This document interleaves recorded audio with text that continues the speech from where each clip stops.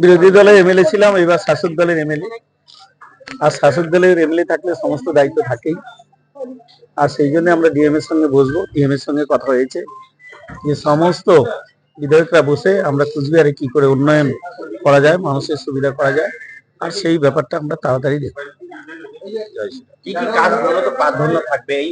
না, কাজ তো অনেক আছে, কাজ তো কিছুই করেনি, যেহেতু উত্তর বিধানসভা কোনোদিন তৃণমূল জিততে পারেনি, আর সেই জন্য এখানে কোনো কাজ হয়নি। রাস্তাঘাট থেকে আরম্ভ করে পানীয় জলের ব্যবস্থা, এমনকি সেচের ব্যবস্থা, আমাদের কৃষি প্রধান জায়গা, কিন্তু এখানে কোনো সেচের ব্যবস্থা নেই। আমরা সমস্তই চেষ্টা করব যেন কৃষকদের যেরকম সুবিধা হয় সেরকম, শিল্পের সেই রকম সমস্ত রাস্তাঘাট থেকে আরম্ভ করে আমরা চেষ্টা করব খুব দ্রুত তাড়াতাড়ি এইসব কাজ করা। আপনার বিধানসভায় শিল্প রয়েছে, শিল্প ইন্ডাস্ট্রি রয়েছে, সেটা তো একেবারে বেহাল অবস্থা রয়েছে, সেটাকে কিভাবে ফিরিয়ে আনা? সেটা তো বিধানসভায় আমরা বলছি বারবার যে যে অবস্থা আছে আমাদের শিল্প তালুক নামেই শুধু, আর সেখানে কোনো পরিবেশ নেই, সেখানে রাস্তাঘাট ঠিক মতো নেই। একটা মানে সেখানে রেল গেট গেট পড়ে গেলে তারপরে সেখানে গাড়ি যেতে পারে।